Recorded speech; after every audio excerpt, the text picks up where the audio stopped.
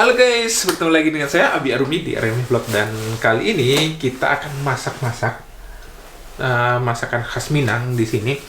Kebetulan saya hari ini akan mau masak rendang sebesar 5 kilo. Jadi 5 kilo daging. Saya sudah persiapkan ini sebanyak 5 kilo dagingnya. Nah, sebenarnya saya tidak informasikan tentang bumbu masakan Minang kali ini, tapi saya akan bercerita tentang berbincang-bincang tentang seputaran bagaimana sih hidup di Belanda dan kita harus bagaimana sih bisa bertahan hidup. Nah, kali ini saya akan menginformasikan buat kalian. Mudah-mudahan ini bisa membantu, dan ini hanya semacam bincang-bincang saja.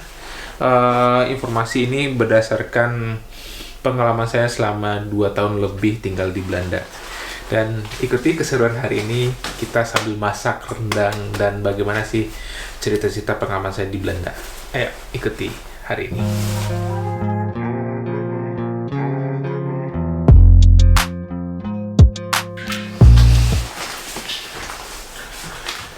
Oke guys, kali ini saya akan berbincang-bincang tentang bagaimana sih hidup di Belanda dan kita bagaimana sih cara bertahan hidup di Belanda. Sebetulnya ini berdasarkan pengalaman pribadi saya. Saya tidak tahu dengan orang lain, mungkin tiap orang berbeda ininya. Jadi dulunya saya di Belanda itu sempat mengalami namanya homesick. Jadi apa ya? Karena saya merupakan orang Minang, jadi orang Minang itu taste-nya selalu pengennya bumbu apa ya, rempah-rempah itu ada. Terus makan makanan Minang, dan lidah saya nggak terbiasa dengan makanan Eropa gitu. Jadi, dan istri itu suka masak, tetapi nggak bisa masak yang berat-berat kayak rendang ini, nggak bisa. Terus banyak lagi masakan yang berat-berat di Minang. Jadi saya coba belajar masak Minang, tapi di awalnya saya nggak bisa masak sebetulnya di Belanda. Saya nggak pernah masak sebetulnya. Tapi saya coba pelajari sedikit demi sedikit, hampir setahun lah saya belajar bagaimana sih ngeracik bumbu. Awalnya gagal.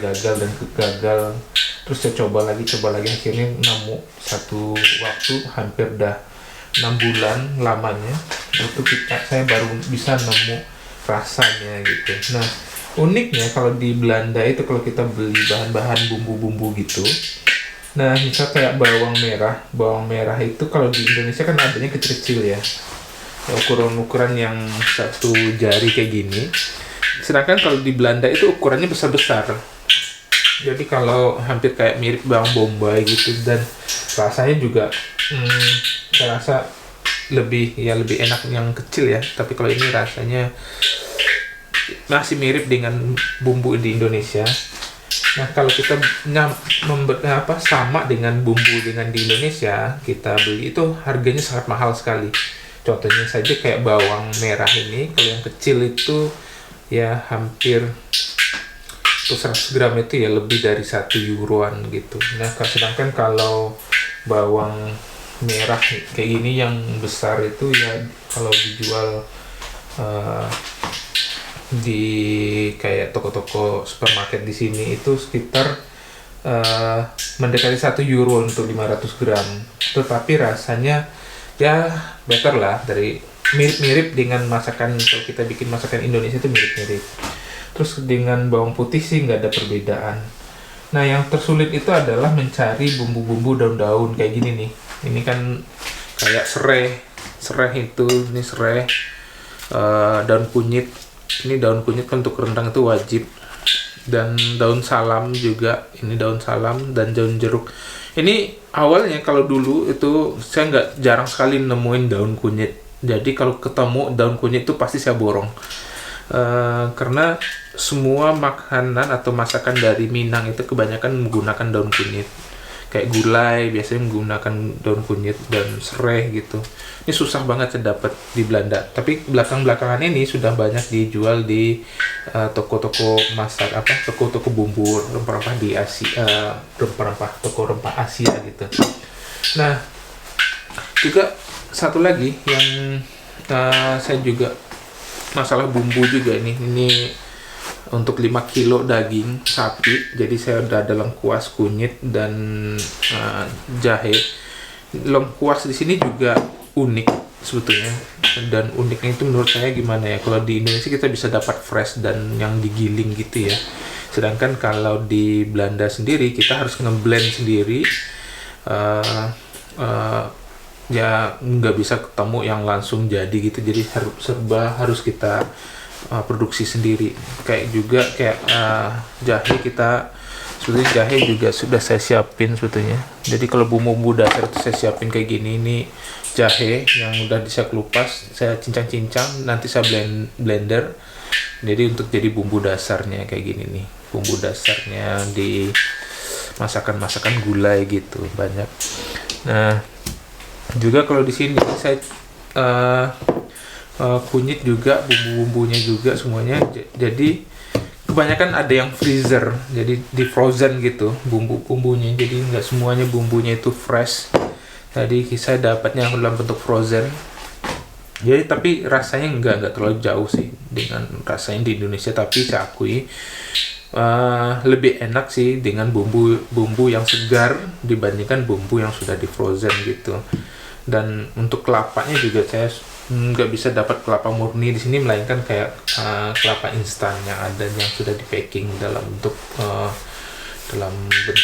apa ya, dalam bentuk packingan gitu, dalam box dalam 1 kilo atau 2 kilo gitu ya, yang 1 liter atau 2 liter. Nah, yang uniknya adalah di sini kalau saya masak itu, ini nih cabai untuk bikin rendang sebanyak 5 kilo. Ini cabai di sini tuh saya sebetulnya pusing ya bagaimana sih menentuin cabai di Indonesia kan. Cabai keriting biasanya untuk bikin rendang gitu, bukan cabai yang besar-besar. Sebetulnya ada juga sih cabai besar. Nah, kalau cabai di sini tuh mahal. Nah gitu, jadi sangat mahal, bagi saya itu mahal. Mahalnya karena untuk ukuran yang cabai yang bisa kita pakai tuh cabai kayak gini nih cabenya itu ukurannya, kalau kalian lihat ini besar-besar. Di Indonesia ada kayak gini, tapi jarang digunakan untuk bikin rendang, karena yang biasa dibikin rendang itu adalah cabai keriting. Nah, cabai ini sedikit tidak pedas, jadi kalau nggak pedas selalu saya mix it dengan cabai rawit. Jadi ini perbandingannya, saya biasanya untuk perbandingannya 1:5:2. Jadi kalau untuk 500 gram, 200 gramnya rawit biasanya. Tetapi kadang-kadang saya harus lihat juga dasar cabenya. Kalau cabenya ini besar, ini pedas, ya saya cabai rawitnya saya masukin gitu. Nah, dulu kalau bicara dulunya, saya sebetulnya nggak bisa masak. Jadi saya hampir belajar masak itu sekitar setahun ya. Belajar trial and error gitu. Nah, sekarang kita coba masak ini. Kebetulan minyaknya udah mulai panas.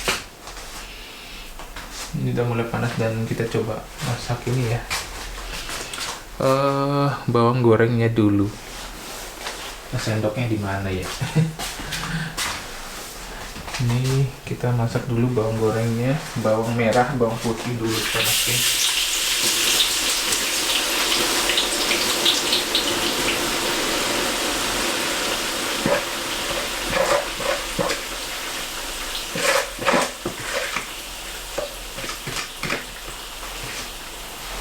Satu ini nih, bawang merah, bawang putihnya. Minyak gorengnya juga kurang, saya harus tambahin minyak gorengnya.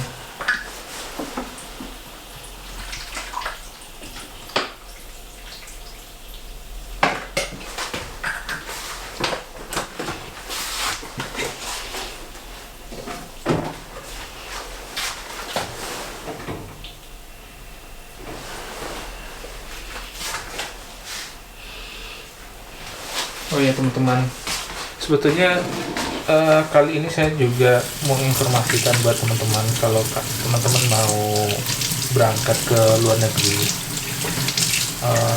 sebetulnya dari dini hari atau saat sekarang itu banyak belajar lah tentang apalagi yang mungkin belum pernah masak sama sekali kayak saya ini sangat penting sekali, karena nggak selalu mulut kita udah terbiasa dari kecil itu udah terbiasa untuk makan makanan yang khasnya Indonesia kan. Nah ketika kita datang ke luar negeri, kalau misalnya ada lidah kita nggak cocok dengan makanan itu, jadi susah untuk makan, susah sekali untuk makan. Kadang-kadang ya kita kayak homesick, itu sangat berat sekali. Kita mau pulang untuk nyobain bubur ayam aja gitu pengennya. Aduh luar biasa saya dulu waktu itu datang ke sini. Makanya kalian itu harus minimal harus belajar untuk masak gitu untuk diri sendiri. Apalagi yang teman-teman yang saya liatin, ya mungkin kalian punya finansial yang cukup, bisa kalau di Indonesia bisa minta tolong si bibinya masakin atau ini. Tapi kalau di sini nggak mungkin bawa bibi kan, kalian harus juga belajar gitu bagaimana belajar minimal masak yang ringan-ringan aja yang bisa kalian masak gitu. Nah juga selain masak juga keterampilan juga penting di sini. Misalnya waktu itu saya juga di Belanda ini kan kita untuk transportasi itu kan butuh transportasi sepeda, itu kan kita butuh. Nah kalau bersepeda di Belanda dan bannya gembos, pancer gitu, bocor, itu kalau kita datang ke toko memperbaiki itu harganya sampai 20 euro satu kali nambal ban. Bayangin aja kalau nambal itu bannya udah tipis terus 2 kali 3 kali, kebayang nggak? Bisa 60 euro sendiri, itu udah hampir kebeli sepeda bekas loh itu harganya. Sedangkan untuk alat nambalnya sendiri itu cuman murah, cuman 2 euroan gitu harganya. Jadi hal-hal yang kecil-kecil itu kalian harus belajar di sini untuk di Belanda. Nambal ban juga penting. Jadi jangan sampai saya nggak bisa nih, saya nggak ini, jangan gitu. Jadi banyak belajar, banyak ini. Semuanya harus pelajari hal-hal yang praktis untuk bertahan hidup di Belanda. Contohnya kali ini saya juga banyak belajar tentang masakan Indonesia, terutamanya masakan Minang. Kemarin itu saya bikin sate Padang untuk teman-teman di sini, terus juga pernah juga bikin gulai tunjang juga di sini, terus juga gulai cancang atau cancang daging sapi juga pernah saya bikin. Banyak masakan-masakan yang saya bikin, orang banyak yang suka gitu. Tapi terus terang saya juga nggak mahir banget masak, cuman saya masih belajar gitu ya. Tapi masakan yang saya bikin tuh alhamdulillah orang banyak yang suka. Nah hal-hal yang kayak gini kalian perlu pelajari, hal yang kayak gini untuk hidup di Belanda. Mana tahu suatu saat kalian datang ke Belanda terus kalian nggak ada uang, kalian butuh bertahan hidup, ya salah satunya ya kemampuan untuk dari memasak itu juga kalian bisa jualan di sini gitu dengan cara praktis. Atau datang ke suatu rumah makan Indonesia, kalian bisa menawarkan diri, saya bisa masak nih, saya bisa nggak kerja di sini gitu. Kalian juga bisa, saya rasa itu bisa. Nah banyak sih pengalaman saya yang saya lihat di sini. Pertama itu kalau orang Indonesia yang saya lihat itu gampang menyerah gitu. Jadi ya mungkin saya juga kayak gitu juga, mungkin saya nggak tahu ya. Tapi yang saya lihat itu gampang menyerah. Jadi kalau terbentur masalah itu gampang banget menyerah. Jadi saya pernah ketemu waktu saya kerja malam hari dan bertemu dengan teman-teman saya. Teman saya ini berasal dari Latvia masuk ke Belanda. Dia sini mencari kerja, terus dengan pengalaman sekolah dia nggak terlalu, ya tingkat pendidikannya dia nggak terlalu tinggi. Terus dia bilang pertama kali ketemu saya itu, kamu kerja? Iya. Terus kamu kerjanya seperti apa? Seperti ini. Saya terangkan bagaimana sih mendapatkan kerjaan yang sesuai dengan kamu itu ya kadang-kadang kayak saya ada kerja malam untuk ngantar makanan di satu restoran, dan saya menyampaikan seperti ini, kalian kamu bisa coba pelajari seperti yang saya terangkan. Dan dia pelajari. Terus saya tanya, kamu tinggal di mana? Oh saya nggak tinggal di rumah karena saya nggak ada punya duit, jadi dia kayak homeless gitu, tinggal di Belanda. Terus sebetulnya kalau homeless itu tidur di sembarang tempat itu ditangkap polisi, dan dia bilang, oke, saya mau bantu, kamu mau nggak saya bantu? Dan dia langsung menolak bantuan saya. Waktu itu saya nggak mau dikasihan gitu, dikasihani, nanti saya manja gitu, dia bilang. Makanya saya dari situ saya tergugah hati mau bantu dia. Dari informasi yang ada, saya berikan informasi buat dia, dan dia ikutin apa yang saya sampaikan gitu.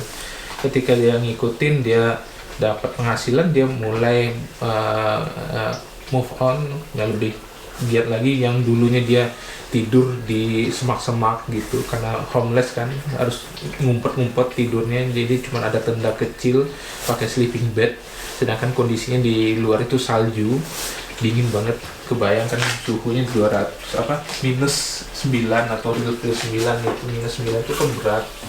Nah, saya merasakan, wah, hidupnya berat banget gitu. Tapi dia nggak ngeluh gitu. Nah, itu yang saya suka dari dia. Saya banyak belajar juga dari dia, bagaimana sih hidup, dia bisa hidup seperti itu gitu.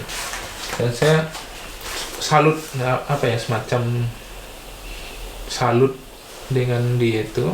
Dan ketika dia move on, terus bergerak, terus maju, langkah maju, sampai akhirnya suatu saat dia itu bisa melebihi dari apa yang target yang saya berikan atau informasi yang saya berikan ke dia, dan sudah mempunyai kendaraan pribadi sendiri yang lebih lah ya. Untuk ukuran saya itu dia udah lebih maju setahap dari saya, dan saya senang bisa memberikan informasi dan bisa membantu teman-teman yang kayak gitu tuh. Saya senang. Dan kadang-kala saya ketemu dengan orang Indonesia yang ada di sini selalu mengeluh, saya nggak ada duit nih, habis duit beasiswa saya dan saya harus pulang gitu. Dan ketika saya perbandingannya bertemu dengan teman-teman saya yang lain dari negara lain, yang dia sama-sama mencari sesuap nasi di sini, kuliah di sini, terus juga profesional sebagai mahasiswa kedokteran, dia juga nggak ada gengsi. Saya tanya, kamu kok bisa kerja sebagai pengantar makanan dan sebagainya? Ya kenapa tidak ada masalah dengan saya, ini kan halal bagi dia bilang gitu. Walaupun saya sebagai dokter, ini juga pekerjaan bagi saya. Jadi mereka itu menghargai setiap jenis pekerjaan di sini. Itu yang saya salut bagi orang-orang di Belanda atau di Eropa itu. Jadi nggak menganggap remeh pekerjaan-pekerjaan yang ada. Nah itu teman-teman. Nah ini udah mulai harum bawangnya. Kita tunggu dulu, ini lama. Masak rendang itu bisa 5 sampai 6 jam. Kebayang nggak? Lamanya. Makanya kalau uminya Arumi nggak kuat kalau masak rendang. Jadi biasanya kalau masakan kecil-kecil aja ya dia masak gitu. Nah itu pengalaman-pengalaman saya yang bisa kalian ini ya informasi yang bisa saya berikan buat teman-teman. Mungkin saja informasi ini hanya secuil atau berdasarkan pengalaman kerja atau pengalaman hidup saya selama di Belanda. Saya cuman mau memberikan sedikit dorongan semangat buat teman-teman yang mau datang ke Belanda. Punyalah minimal keterampilan ke sini, jadi sehingga teman-teman itu nggak cepat menyerah. Dan ya tekad itu penting, niat itu penting, di samping usaha juga penting, semuanya penting. Dan usahakan jangan cepat menyerah, karena di belakang masalah pasti ada jawabannya, ada solusinya buat teman-teman semua. Tetap semangat, semoga teman-teman sukses selalu. See you di Arumi Vlog berikutnya. Bye bye.